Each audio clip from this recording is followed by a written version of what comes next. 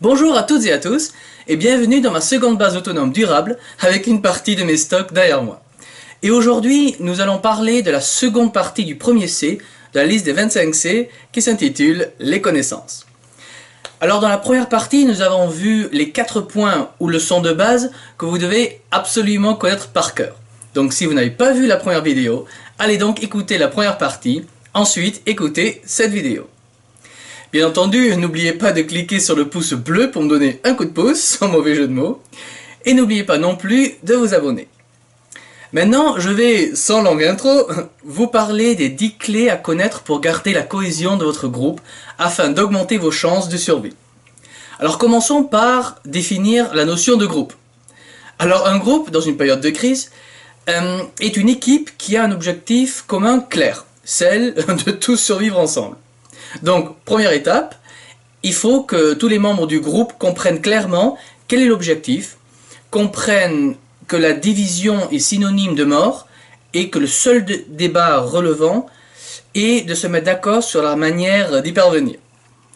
Il est aussi important que tous les membres comprennent clairement que si un des 10 clés n'est pas respecté, le groupe ne fonctionnera pas et c'est l'échec qui vous attend avec les connaissances que vous connaissez.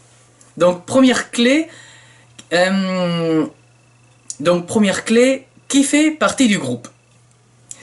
Alors il faut que tous les membres soient sur la même longueur d'onde et aient tous le même objectif. Si un membre n'est pas en phase, il sera le maillon faible et dangereux du groupe. Donc il faut que les critères d'appartenance au groupe soient clairs et les règles du jeu doivent être claires aussi. Donc deuxième clé, qui fait quoi ou la définition des rôles. Comme la survie est la raison du groupe, chacun doit avoir une tâche claire pour contribuer à remplir la mission.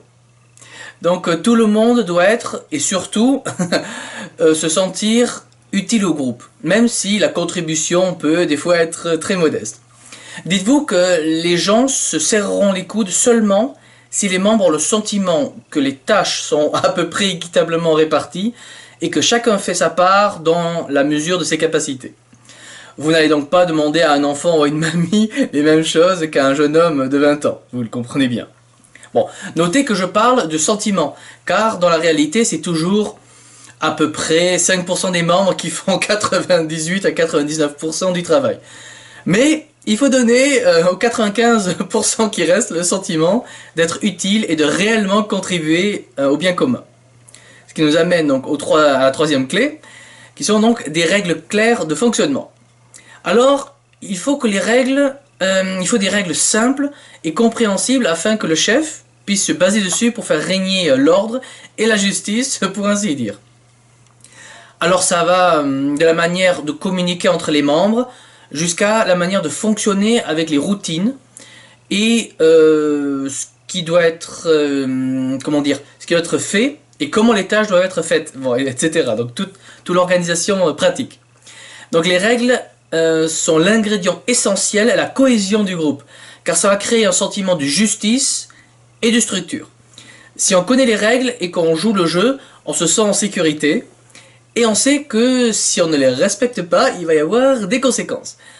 On revient ici donc à une des leçons de la vidéo précédente, la partie 1, à propos du sentiment de contrôle de sa vie ou de ce qui nous arrive. Une fois qu'on a retrouvé, on va dire, ce sentiment, on est bien plus disposé à contribuer et à investir dans le groupe. Mais pour revenir à nos moutons, un point très important est que les règles doivent s'appliquer à tout le monde. Même le leader, car dites-vous qu'il n'y a rien de plus toxique pour un groupe que le sentiment d'injustice ou d'insécurité. Ainsi, les règles ne doivent pas être imposées manu militari, donc par la force et par le chef. Non, les règles pour être légitimes et respectées doivent être obtenues par l'adhésion de chaque membre ou au moins de la majorité. Donc il faut qu'il y ait consentement. Le meilleur moyen de définir les règles est le mode participatif. Autrement dit, c'est le groupe qui va, après avoir choisi son chef, définir les règles,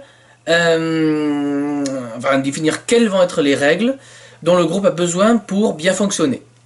La manière participative garantit en fait une bien meilleure adhésion et personne ne pourra dire après qu'on lui a imposé des règles, car tout simplement cette personne aura été présente pendant l'élaboration. Donc on revient ici aussi à un des points de la vidéo précédente à propos de la communication intelligente, qui est la clé pour maintenir un groupe uni. Par contre, une fois les règles de base établies, il n'y a pas de discussion après. Une fois que les règles sont là, elles restent et s'appliquent toujours, jusqu'à ce que la crise soit passée. Donc, choisissez bien. Dites-vous que l'instabilité est toxique pour un groupe, donc il faut de la stabilité à travers des règles stables, avec un leader qui a la colonne vertébrale assez solide pour les faire appliquer. Mais une fois la crise passée, ces règles devront être ouvertes à des améliorations, des ajouts ou des amendements pour s'adapter à la nouvelle situation. Quatrième clé, un mode de prise de décision. On parle ici de grandes décisions stratégiques qui ne tombent pas sous les règles de fonctionnement du groupe que le chef doit faire appliquer. Souvent on a tendance à penser que le chef prend toutes les décisions et les autres doivent suivre. C'est en fait le modèle le plus connu, mais c'est de loin le moins durable sur le long terme. Principalement à cause des égos et du fait que vous n'avez jamais été formé pour mener un groupe dans une telle situation. Donc vous n'avez jamais fait vos preuves ou acquis une quelconque légitimité de par votre expérience. Cela compte aussi si vous avez fait l'armée. Car si vous êtes officier, vous savez commander des soldats entraînés et disciplinés, et non des civils par définition indisciplinés. Le plus pratique pour les grandes questions d'organisation pratique comme dans quelle direction va-t-on aller, où va-t-on s'implanter, que construire, qui va-t-on accepter dans le groupe, etc. Et ces questions doivent être prises par le groupe, par vote est le plus simple. C'est le système, on va dire, légitime, le plus accepté en général. Le chef sert d'arbitre en cas d'indécision. Dites-vous qu'il n'y a pas de modèle universel que vous allez appliquer, et ce que vous allez appliquer va dépendre des personnes et du groupe. Mais gardez à l'esprit que le modèle du berger qui mène son troupeau ne fonctionne pas toujours, car 1. Vous n'êtes pas une armée, les membres du groupe ne sont pas des soldats qui doivent obéir. Et deuxièmement, vous n'êtes pas le supérieur naturel des membres du groupe. Vous n'avez rien aux yeux du membre, aucune expérience qui vous donnerait la moindre ascendance. Même si vous êtes un survivaliste aguerri, ça n'a aucune valeur dans les yeux de la majorité des gens. Mettez-vous bien ça dans l'esprit. La cinquième clé est, il faut qu'il y ait un leader identifié et reconnu. Alors un système anarchique sans chef où chacun se réfère à sa propre loi ou à celle du plus fort est une illusion. Cela ne fonctionne pas du tout. Surtout en situation où les gens sont, on va dire, stressés ou mal de leur peau. Tout groupe efficace doit avoir un leader identifié et reconnu par les membres qui va trancher et faire les choix difficiles.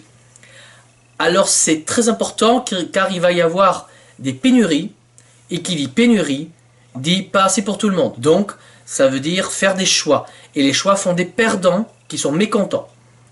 Et s'il n'y a pas de chef, les choix dont peuvent dépendre la survie de tous ne seront pas forcément prises, et ça va inévitablement créer la guerre en interne pour le peu de ressources disponibles, menant tout le monde vers sa perte. Si tout le monde est égaux, les choix qui favorisent certains au détriment des autres n'est pas acceptable. Surtout dans une démocratie où tout le monde est égaux et tout le monde doit avoir la même chose. Il me semble évident que la distribution des ressources va aller en priorité vers les personnes, hommes ou femmes, qui ont une plus grande utilité à la survie du groupe, à l'intérêt commun. Ainsi, ceux ou celles qui savent, par exemple, produire de l'eau, trouver ou produire de la nourriture, par exemple, est le plus important pour la survie du groupe et recevront donc plus pour continuer à servir le groupe que celui ou celle qui, on va dire, ne sert pas à grand chose ou ne sait pas faire beaucoup de choses. Donc, dites-vous qu'un mauvais leader est toujours, je dis bien toujours meilleur que l'absence d'un leader. Après, on peut élire le leader, par exemple, mais il doit être clair qu'une fois qu'on s'est tous mis d'accord, ce sera lui ou elle le chef, et cette personne le restera jusqu'au bout, même si vous n'êtes pas d'accord avec ses choix, et qu'il ou elle doit toujours avoir le dernier mot. Alors la sixième clé, et il faut une instance de régulation des désaccords. Pour parler en tradition, le chef est le père de famille et la diplomate est plutôt la mère de famille, plus douce, qui est plus diplomate pour résoudre les conflits.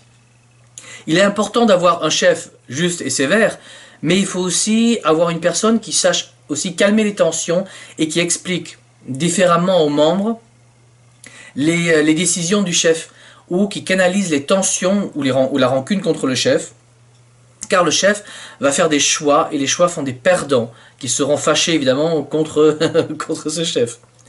Le rôle du diplomate est de canaliser ces tensions et de ramener celui ou celle en colère de nouveau vers le groupe. Très souvent, l'éclatement d'un groupe vient justement du manque d'un diplomate qui canalise les tensions et ramène les dissidents dans le groupe. Dites-vous bien que l'accumulation de tensions et de rancune font éclater un groupe. Alors évidemment, rien ne vous oblige à avoir ce modèle traditionnel. Vous pouvez très bien avoir un autre mode d'organisation. Mais il vous faut une manière de régler les désaccords, et il faut que tout le monde accepte cette méthode afin que les verdicts soient acceptés de tous. Alors la 7e clé est identifier et neutraliser là où les personnes toxiques. Alors on parle ici du râleur dans le meilleur des cas, et dans le pire des cas, celui ou celle qui cherche la merde, pour ainsi dire. Si vous avez des personnes radicalement opposées et hostiles, vous pouvez être sûr que le groupe va finir par éclater. Surtout si vous ne faites rien. Alors il est vital de repérer donc là où les personnes toxiques pour la cohésion du groupe et de les ramener à la raison. Soit par la discussion, soit par d'autres méthodes. Dans le cas le plus extrême, le groupe ne doit pas avoir peur de virer l'élément toxique pour maintenir le groupe uni.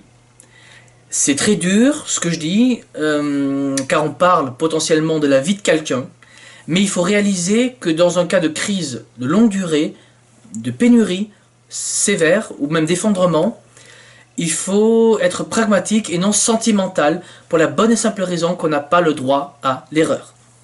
Si vous écoutez et intégrez bien mes vidéos, vous saurez reconnaître les éléments toxiques et surtout vous saurez comment les gérer afin d'éviter d'avoir les jetés du groupe, et vous pourrez même utiliser au mieux leurs capacités et qualités pour le bien du groupe. 8e clé, la circulation claire de l'information. Pour ce point, je vous renvoie vers la vidéo précédente, donc la partie 1. Ainsi, vous serez obligé de soit évaluer ce que votre groupe trouve acceptable, soit vous devez mettre tout simplement le sujet sur la table. Les membres doivent-ils être informés en détail ou en résumé? Auront-ils des infos tout court? Quand les auront-ils? Etc. Le choix va dépendre de la sensibilité des membres. Personnellement, je préfère donner les informations bonnes et mauvaises en temps réel et le jour même, et considérer les autres comme des adultes responsables, ce que beaucoup ne sont pas, on est d'accord. Mais tout dire de suite vous permet de pouvoir vous concentrer sur d'autres choses, mais le risque est que vous allez confronter des gens fragiles à des informations qui ne peuvent ou ne veulent assumer. C'est un choix à faire. La 9e clé sont des valeurs partagées.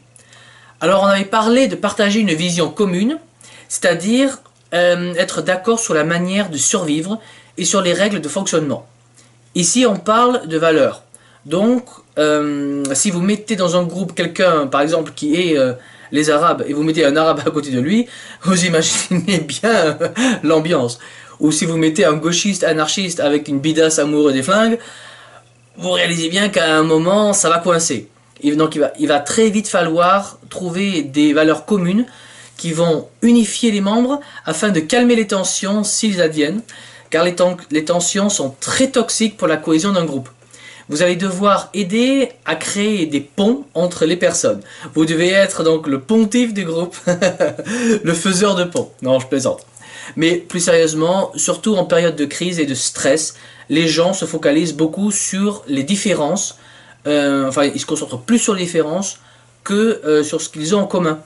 Et si vous arrivez à leur rappeler ce qu'ils ont en commun, donc c'est-à-dire les valeurs qu'ils ont en commun, vous apaiserez les tensions et vous éviterez l'éclatement de votre groupe.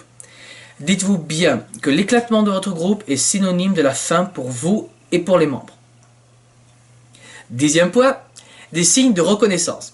Alors ce dernier point paraît dérisoire ou enfantin, surtout en période de crise ou de stress, mais en réalité c'est un des points les plus importants.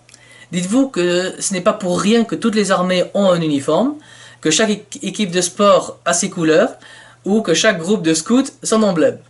Le but est de créer un symbole physique et visible du groupe, un symbole autour duquel on se rassemble on s'unit. Rappelez-vous que vous serez dans un contexte de perte totale de tous vos repères, habitudes et de toute structure encadrant votre vie et vous donnant un sentiment d'appartenance et de sécurité.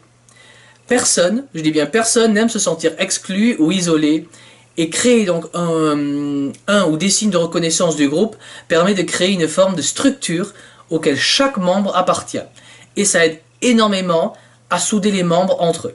Rappelez-vous ce qui a été dit avant. En période de stress, on voit plus de différences que ce que nous avons en commun. Et avoir un signe de reconnaissance rappelle aussi ce qu'on a en commun. Le groupe dans lequel on est en fait plus fort. Donc des signes d'appartenance redonnent un sentiment de sécurité et de structure. Il faut aussi que le chef ou que le groupe donne des signes de reconnaissance individuels à chaque membre qui fait du bon boulot. Donc on parle ici d'un remerciement ou d'une récompense. Même aujourd'hui, il ne faut surtout pas négliger le sentiment de reconnaissance. Les gens ont besoin que leur travail ou leur qualité soit reconnue. Donc gardez cela aussi à l'esprit quand vous serez en situation difficile. Donc conclusion, oui, je vous demande de vous sacrifier pour les autres. Voilà, cette première partie est terminée. Ensuite, nous allons voir la seconde partie des 25C. Donc n'hésitez pas à vous abonner pour avoir la suite. Au revoir.